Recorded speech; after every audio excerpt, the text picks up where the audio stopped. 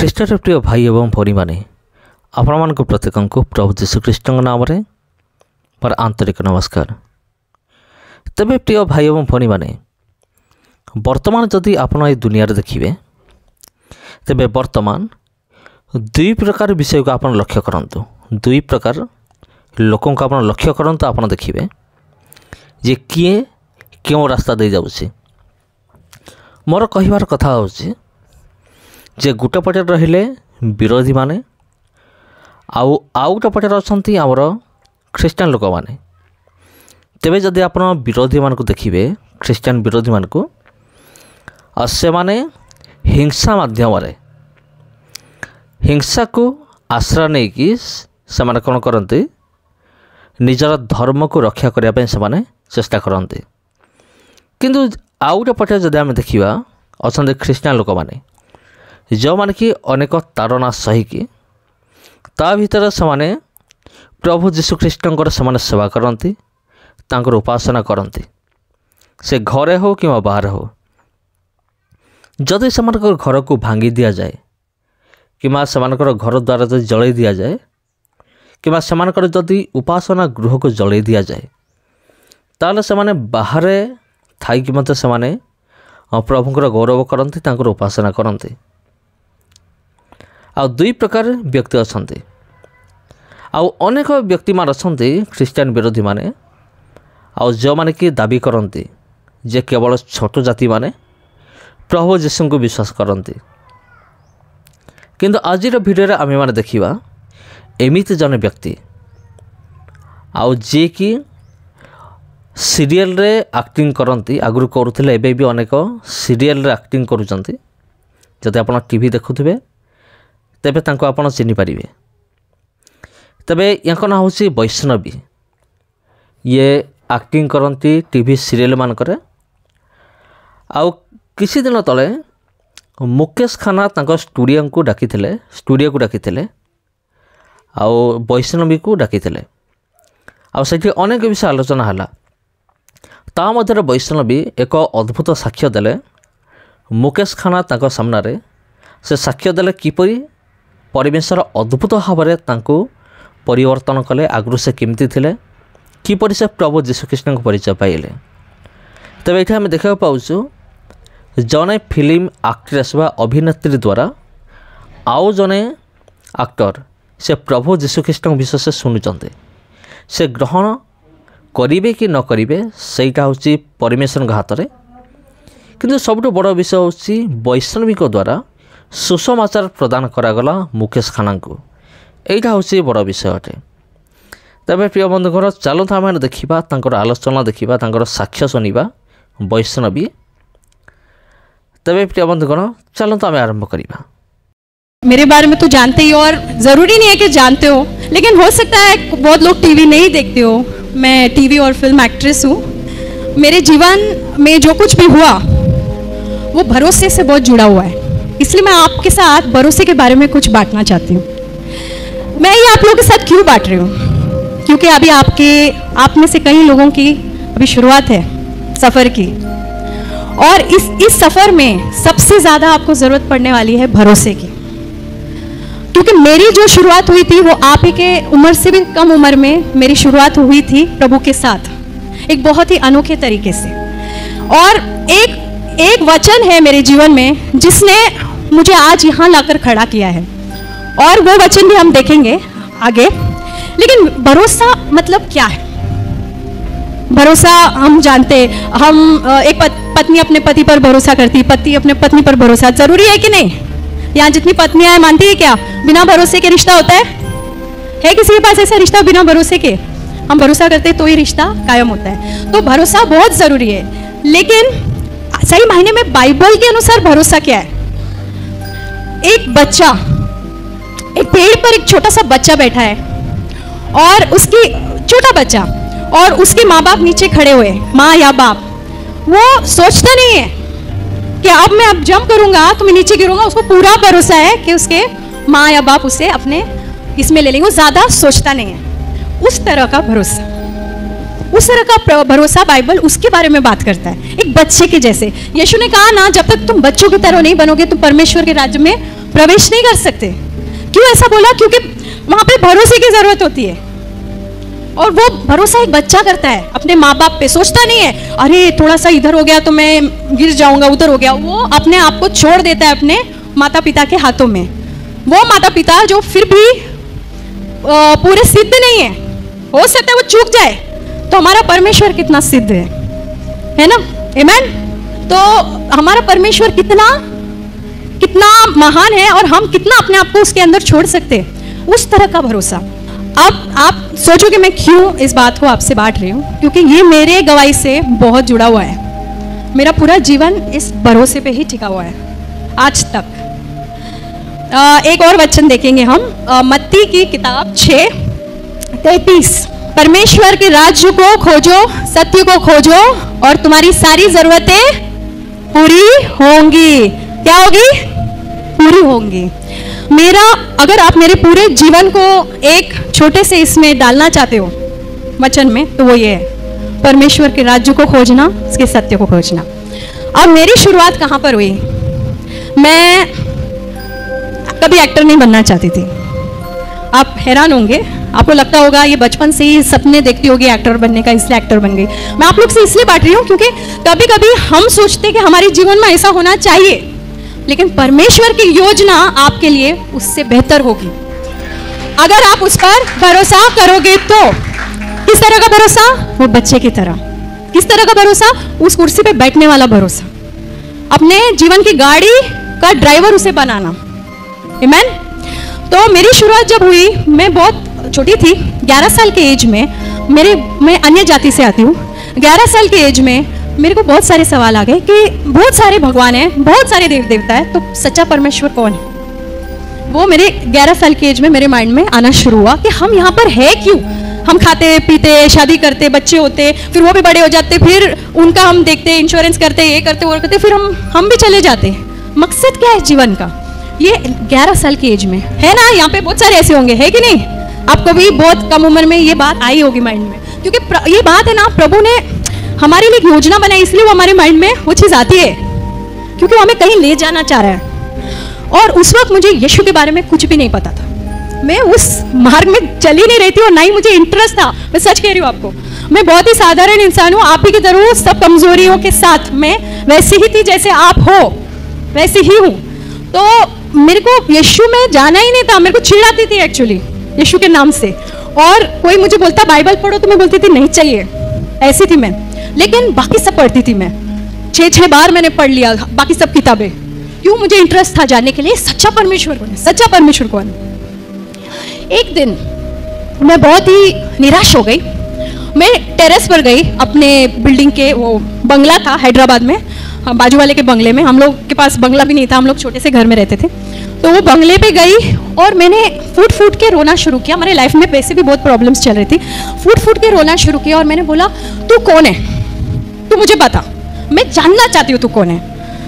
ऐसे आसमान को देख के मैंने बोला तू अदृश्य परमेश्वर, मैं नहीं जानती तू कौन है, पर तू मुझे बता। मैं तेरे को कोई नाम नहीं देती, कोई धर्म नहीं देती हूँ, पर तू मुझे अपने आप को प्रकट कर, मैं सब कुछ तेरे हाथों में छोड़ती हूँ। अब आगे क्या होगा तू ही देख ले, तू मुझे बता तू कौन है बस। और मेरे को रातों को नींद नहीं आती थी इस बात को लेकर कि परमेश्वर कौन है एक्चुअली, वो एक जीवित परमेश्वर कौन है इतने सारे नामों में। और फिर ये मैंने बात उनके हाथों में छोड़ दी। मुझे साइंटिस्ट बनना था, पढ़ाई में बहुत रुचि थी मेरी, और हालांकि पढ़ाई में बहुत गैप्स आए प्रॉब्लम की वजह से। तो जब मैं 10वीं कर रही थी मुझे लगा कि मैं कॉलेज भी जाऊंगी। मेरा प्राइवेट 10th कर रही थी, मैंने फॉर्म्स भी भर दिए थे। ये जब मैं 16 साल की थी, ये तब की बात है। तब तक ये सवाल और भी गहरा होता गया। मैंने गॉड से टेरेस पर ये रोक के पूछा। उसके 3 महीने के अंदर कुछ ऐसा बड़ा हादसा हुआ, मेरे पिताजी गायब हो गए। वो मुंबई में रहते थे, हमारे खर्चे के लिए यहाँ से मुंबई से हैदराबाद पैसे भेजते थे। उसी खर्चे पे, उसी पैसे पे हमारा खर्च चलता था, रेंट, खाना पीना जो भी है। मैं, मेरी मम्मी और मेरी छोटी बहन। अब वो कहाँ गायब हो गए पता नहीं, ना पैसे आ रहे ना फ़ोन आ रहा है, मुंबई फ़ोन कर रहे तो कुछ पता नहीं, कुछ पता नहीं। ये 3 महीने के अंदर जो मैं टेरेस पे जाके यीशु से, परमेश्वर से, यीशु तो तभी पता ही नहीं था, परमेश्वर से मैंने बोला तू मुझे रास्ता बता, तू कौन है। ये 3 महीने के अंदर ये सब कुछ होने लगा। मेरा SSC कंप्लीट हो गया, तब तक कॉलेज के फॉर्म्स भरने तैयारी हो रही थी। इतने में ये हुआ, मम्मी बोली चलो मुंबई चलते, देखना पड़ेगा किधर है वो, वरना हम लोग गुजारा कैसे करेंगे, कोई नहीं हमारी मदद करने वाला, कोई भी नहीं, क्योंकि मम्मी भी बहुत गरीब परिवार से आती थी। तो डैडी थोड़े से पैसे वाले थे, लेकिन उनके भी बहुत सारे लिटिगेशन प्रॉब्लम्स, ये वो बहुत कुछ चल रहा था हमारे जीवन में। तो चलो हम मुंबई चलते। तो मुंबई आए हम लोग, ढूंढने लगे, उधार के पैसे लेके आए किसी से, ढूंढने लगे, एक छोटे से लॉज में ठहरे। आज भी वो लॉज वैसे के वैसा ही है उधर, airport palace, Santa cruise east में। अभी भी मैं जाके पिक्चर्स निकाल के लाई वहाँ पे। हाँ, इट्स जस्ट लाइक दैट, कुछ बना नहीं, पेंटिंग नहीं हुई उस बिल्डिंग की ठीक से, वैसे की वैसे इतने सालों में। मैं 16 साल की थी तभी। तो उस लॉज में हम लोग ठहरे थे। 10-11 दिन ऐसे ही निकल गए, डैडी मिले ही नहीं। जिधर जिधर हम जाके ढूंढ सकते थे सब जगह ढूंढा, किधर भी नहीं मिले। मम्मी ने बाद में हमको बताया कि उसने सोचा पैसे खत्म हो गए, अगले दिन खाने के पैसे नहीं, 4 दिन होटल के पैसे नहीं भरे थे हम लोगों ने। होटल वालों को पता नहीं था, नहीं तो हमारा बोरिया बिस्तर बाहर कर देते, हमको फेंक देते थे बाहर। वो अभी तक मम्मी ने उनको बताया नहीं था कि हमारे पास पैसे नहीं, उनको लगा अब तक दिया तो दे देंगे आगे। फिर मम्मी ने बताया कि उन्होंने प्लानिंग बनाई थी हमें जहर देकर हमको ख़त्म करना, खुद भी ले लेती थी अगले दिन, ऐसा उनका प्लान था। लेकिन उन्होंने सुना था यीशु के बारे में, बहुत पहले वो यीशु को मानती थी, लेकिन पूरा सब छोड़ छाड़ चुकी थी। और अब उन्होंने सुना था एक चर्च के बारे में, तो वो बोली कि चलो चलते। तो मैंने बोला मेरे को नहीं आना है, मैं क्यों आऊँ, मेरे को ये कौन है ये परमेश्वर, मेरे को नहीं पता, ये खुद सूली पर है, मेरी क्या मदद करेगा, ऐसा मैं सोचती थी। और बोले नहीं तुम चलो, तुम लोग को मैं अकेला नहीं छोड़ सकती है होटल रूम में, तुम चलो, तुम लोग बाहर खड़े रहना, अंदर मत आना, तुमको नहीं विश्वास है। मैं बाहर ही खड़ी रही, मैं अंदर नहीं गई। इतना मेरे अंदर वो था कि नहीं जाना है मतलब नहीं जाना, मेरे को नहीं पता, जो चीज़ में मेरे को विश्वास नहीं, मैं क्यों मानूँ ऐसा। तो मैं बाहर खड़ी थी और उस वक्त मुझे पवित्र आत्मा कौन है कुछ नहीं पता, मैंने बाइबल पढ़ा भी नहीं था, एक पन्ना नहीं पढ़ा था बाइबल का। सडनली मुझे वहाँ पर ऐसा महसूस हुआ कि किसी ने ऐसे बकेट भर भर के मेरे ऊपर है ना ऐसा प्रेम उंडेल रहा है, ऐसा शांति, प्रेम, आनंद और जॉय जैसे पूरा मेरे आंखें ऐसे भर आई और मैं रोने लग गई। अनकंट्रोलेबल क्राइम, मेरा पूरा शरीर ऐसे काँप रहा था और मुझे समझ में नहीं आ रहा मुझे उधर क्या हो रहा है। मैं बाहर वरांडा में खड़ी हूँ, अंदर भी नहीं गई, मुझे समझ में नहीं आ रहा है क्या हो रहा है। मम्मी बाहर आई तो बोली क्या हो गया, मैंने बोला कुछ हो रहा है मुझे। तो बोली चल चल अभी चलते। तो मम्मी रूम में आई, कुछ बुकलेट्स थे, वो दोपहर में भी प्रार्थना कर रही थी मम्मी। मेरी सिस्टर को भी इतना कुछ पढ़ा नहीं था, वो समझ ही नहीं थी, वो 12 साल की थी तभी। शाम के 6 बजे मैं अपने रूम का दरवाज़ा, होटल रूम का खोलते, वहाँ पे एक वरांडा है, 3 रूम ऐसे थे, 3 रूम ऐसे, नीचे रिसेप्शन था, छोटा सा लॉज था, बिल्कुल हमारे चौखट के बाहर। अगले दिन खाने के पैसे नहीं, यहाँ वो उस दिन लास्ट था हमारे पास खाने के पैसे, बिल्कुल हमारे चौखट के बाहर 100 रुपए का ऐसा bundle, just outside our door. ऐसे नोट जो बैंक से निकले हुए, जिसपे एक पेन या पान का दाग नहीं, उन दिनों में तो बहुत गंदे नोट होते थे, ऐसा नोट जैसे अभी किसी ने बैंक से निकाला हो, ऐसा नोट मैं हाथ में, मैं कांप रही हूँ। मैं मम्मी को जाके दिया तो मम्मी ने बोला कि इधर ही रख पैसे, बोलना मत पैसे हमारे पास से, नहीं तो कोई भी बोलेगा मेरा है करके, नीचे जा पूछ कि किसी का पैसा गुम हो गया है या चोरी हुआ है कि क्या है। हो सकता है कस्टमर जब सामने वाला हो उसके पॉकेट से गिर गया हो। नीचे जाके पूछा वो वेटर वो लोग से, तो बोले बेबी ऐसा क्यों पूछ रहे हो, ऐसा तो कुछ नहीं है। तो मैं ऊपर आके मम्मी को बोला ऐसा कुछ नहीं है। फिर हमने वो पैसे गिने, 4 दिन हमारे होटल का उसमें पैसा था, 4 दिन का वो भरने का, और आगे के 3-4 दिन हम 3 टाइम का खाना हम लोग तीनों खा सकते थे, उतना पैसा उस बंडल के अंदर था। मैं बोली कौन है ये भाई, पहली बार गए, मैं तो मानती भी नहीं हूँ, इतने जगह गए, इतना कुछ किया, जीवन ऐसा ही ऐसा जा रहा है, ये क्या है। एक तो मुझे उधर कुछ महसूस भी हुआ, तो मेरा माइंड वहीं से चेंज होना शुरू हो गया था कि कुछ तो है, something different about this Jesus Christ. तो मैं जानना चाहती, फिर मेरा पूरा वहाँ से उत्साहित था बड़ा, मैं और जानना चाहती हूँ यीशु के बारे में कि कौन है जो शाम को जवाब आता है, सुबह में प्रॉब्लम और शाम को सलूशन। तो मैंने बोला मुझे जानना है। उतने में और भी बहुत सारे चमत्कार हुए। वो एक अंकल थे हमारे वहीं से, मैं जो साइंटिस्ट बनना चाह रही, मैं क्यों आपको ये बता रही हूँ क्योंकि आप सब भी बहुत आशाएं लेकर बैठे होंगे, मुझे ये बनना है, मुझे वो बनना है, और हो सकता है कि प्रभु की भी इच्छा आपके लिए वो हो, तो वो जरूर आपके जीवन में पूरा होगा। लेकिन कभी कभी प्रभु की इच्छा हमारे लिए कुछ और होती है। क्यों? क्योंकि वो जानता है कि आपकी काबिलियत क्या है, वो आपको किस क्षेत्र में इस्तेमाल कर सकता है। जरूरी नहीं आपने जो सोचा वही हो, जो क्षेत्र प्रभु आपको लेकर जाएगा वहां पर वो आपका पूरा इस्तेमाल करेगा। कहाँ साइंटिस्ट और कहाँ एक्टर, जमीन आसमान का फर्क। तो उसके बाद एक अंकल थे जिनके यहाँ मैसेज मेरी मम्मी ने छोड़ा हुआ था, बहुत पुराने पहचान के, जिन्होंने मेरे को बचपन में, आप में से कितने ने देखा है पता नहीं, वीराना फिल्म की थी मैंने, एक हॉरर फिल्म थी जिसमें मैंने हीरोइन के बचपन का रोल किया था। मैं 9 साल की थी तभी, हॉरर फिल्म। तो वो अंकल ने मुझे करवाया था, वो हॉरर फिल्म के राइटर थे। वो आए, वहाँ मैसेज छोड़ा था, वो आउट ऑफ टाउन थे, वो भी सही समय पर आए जब हमारा ये पैसा खत्म होने को आ रहा है। वो आ गए, आगे उन्होंने हमारी और मदद की। और सबसे बड़ा चमत्कार, वो वहाँ बैठते हैं, एक फ़ोन लगाते हैं, एक बहुत भले मानुस को, जो एक फैमिली टाइप आदमी थे, बिजनेसमैन थे, उन्होंने फिल्म बनाने की सोची थी लेकिन उनका फिल्म फ्लॉप हो गया था। तो उन्होंने एक ऑफिस कम रेजिडेंस जैसे लेके रखा था शास्त्री नगर, लोखंड वाला, बहुत पॉश एरिया में। अब 8 महीने का रेंट भर चुके थे वहाँ पे, और वो ऑफिस यूज़ ही नहीं कर रहे थे, और वो जो लैंडलॉर्ड थी वो पैसे वापस नहीं कर रही थी, बोली कि 8 महीना रह के अब छोड़ दो। वो खाली घर ऐसे ही पड़ा था, फुल्ली फर्निश्ड। इनको उसी वक्त उनकी याद आना, ये उनको फ़ोन करके बोलते हैं कि एक फैमिली है, परिवार, इनके डैडी अभी तक इनको मिले नहीं है। तो उनकी खुद के 3 बेटियाँ, तो उनको भी फीलिंग हुई, वो ममता जगी उनमें, और बोला कि इनको आने दो, रहने दो, जब तक इनके डैडी मिलते 2-3 महीना। हम सीधा एक लॉज रूम से सीधा एक पूरे बहुत ही फुली फर्निश्ड टीवी फ्रिज वाले घर में हम लोग शिफ्ट हो गए, और वो भी बिना किसी मतलब, बिना किसी गलत इसके। मैंने ऐसा प्रभु का, मैं अभी इतना समय नहीं है मैं सब बांटूं, पर इतनी चीज़ें हुई, अनबिलीवेबल चीज़ें, जैसे मतलब आप सोच नहीं सकते। प्रभु ने जो कहा ना, तुम विश्वास करोगे, तुम पहाड़ से कहोगे यहाँ से वहाँ हो जा, और वो होगा। शायद पहाड़ नहीं हुआ अब तक, क्योंकि हमारा विश्वास भी अभी वो लेवल में पहुँचा नहीं, लेकिन बहुत ऐसी चीज़ें हुई जो नहीं, असंभव थी मेरे जीवन में।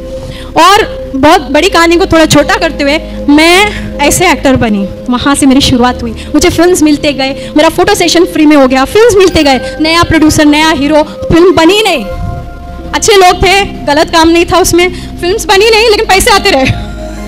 3-4 फिल्में बनी नहीं मेरी, पर मेरे को पैसे मिलते रहे, मेरा गुजारा शुरू हो गया। डैडी मिले ही नहीं, 2 साल बाद मिले डैडी। अब वो दूसरी कहानी मैं बोलना नहीं चाहती, लेकिन वो 2 साल तक नहीं मिले। 2 साल तक पिता परमेश्वर ने हमारी रक्षा की, पिता परमेश्वर ने हमें देखा, हमें उस मोड़ पर आने नहीं दिया जहाँ पे गेम खत्म, क्या बोलते हैं बंटा लैंग्वेज में, गेम खत्म, खलास, वो नहीं होने दिया, और हमें सुरक्षित संभाल कर रखा, हमारी सारी ज़रूरतें पूरा करता गया। और मैं ये नहीं कह रही हूँ कि सब कुछ स्मूथ हो गया, वो भी गलत होगा।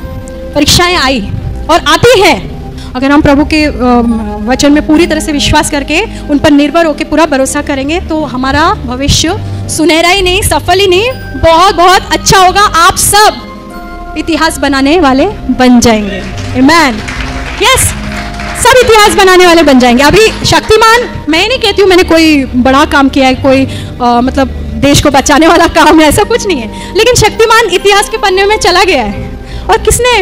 प्रभु ने किया मेरे जीवन में, धन्यवाद हो उनका। और आने वाले कल में बहुत कुछ होने वाला है, मुझे पता है। अभी वो क्या कहा ब्रदर ने, पिक्चर अभी बाकी है, अभी खत्म नहीं हुई है पिक्चर, आमीन। सो आइए हम खड़े होकर प्रभु के लिए गाना